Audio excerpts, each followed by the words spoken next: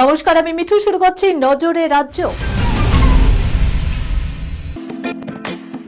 Lake view হাসপাতাল, সময় অসময় সব সময় আমাদের পরিষেবা modular OT, paediatric surgery, plastic surgery, general surgery, neuro surgery, urology, gastroenterology, gynaecology, orthopaedic, ENT, chest সমস্ত অভিজ্ঞ চিকিৎসকদের দ্বারা চিকিৎসা করা হয়। সর্বোন্নত আইসিইউ, এইচডিইউ, প্যাথোলজি, সমস্ত রকমের USG, CT scan, X ray, FNAC, biopsy, tapping. শুধুমাত্র আমরাই পারি স্বল্প মূল্যে অত্যাধুনিক প্রযুক্তির চিকিৎসা। কলকাতা ও হায়দ্রাবাদের বিশেষজ্ঞ চিকিৎসকদের সুপরামর্শ। নিজস্ব ফার্মাসিতে 20% ছাড়ে ওষুধ। প্রতি রবিবার প্রসূতি মায়েদের বিনামূল্যে ইউএসজি পরিষেবা। ঠিকানা লেক ভিউ হাসপাতাল, লালদিঘি মোহনা বাসস্ট্যান্ডের পিছনে, বহরমপুর, মুর্শিদাবাদ। ফের বাংলায় বদলে যেতে পারে ভোটার তালিকায় বিশেষ নিবিড় সংশোধন প্রক্রিয়ার ডেডলাইন। বদলে যাবে চূড়ান্ত তালিকা প্রকাশের দিন। কমিশন সূত্রে এমনটাই খবর। তবে এখনো কোনো চূড়ান্ত সিদ্ধান্ত হয়নি। কেন বাড়তে পারে সময়সীমা?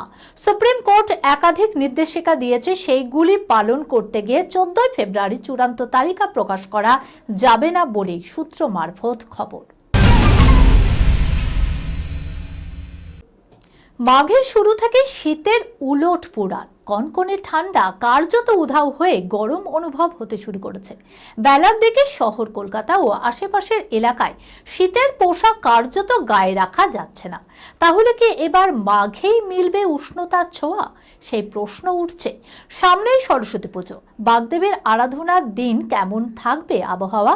এবারের সরস্বতী পুজোর সর্বোচ্চ ও সর্বনিম্ন তাপমাত্রার পারদ বাড়তে পারে, কিন্তু মাঘের কনকনে শীত উধাও কেন? হাওয়া অফিস জানাচ্ছে, পশ্চিমে ঝঞ্ঝা উত্তরে হাওয়ার পথে বাধা হয়ে দাঁড়িয়েছে।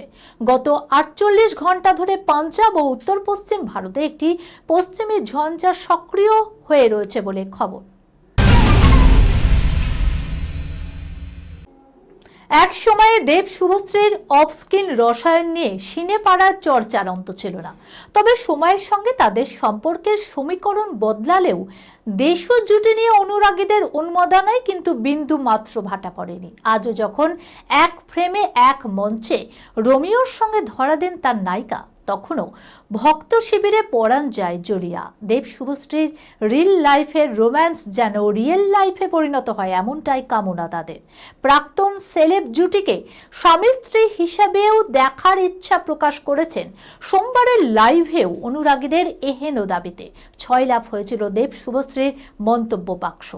অনুরাগীদের এহেন উন্মাদনা কি আদতেও বাস্তব জীবনে সঙ্গীদের উপর কোনো প্রভাব ফেলে? সম্প্রতি এক সাক্ষাৎকারে এমনই প্রশ্নের সম্মুখীন হন নায়িকার পরিচালক স্বামী রাজ চক্রবর্তী। রাজের হাত ধরে দেব শুভশ্রী জুটির পর্দায় প্রেমের আখ্যান শুরু হয়েছিল। পরিচালক বরাবর বলেছেন, দেব শুভশ্রী জুটি হিসাবে দারুণ হিট। তিনিও চান ভালো চিত্রনাট্য পেলে তারা আবার জুটি বাঁধুক। তিনি এও জানান, আমারও মনে হয়েছিল শুভশ্রীর দেবের সাথে বিয়ে হলে ভালো হতো, কিন্তু শুভশ্রী আমার কপালেই ছিল, আর শুভশ্রীর কপালেও আমি ছিলাম। কিছু করার নেই। তবে আমরা দুজনেই খুব খুশি আছি। আমার বিশ্বাস দেবের সঙ্গে যার বিয়ে হবে সেও খুব খুশি থাকবে, কারণ দেবও খুব ভালো ছেলে। এই খবরের সঙ্গে শেষ করলাম আজকের নজরে রাজ্য। আপনারা দেখছেন টিভি 24 বাংলা, সংবাদ বিনোদন সারাদিন সারাক্ষণ।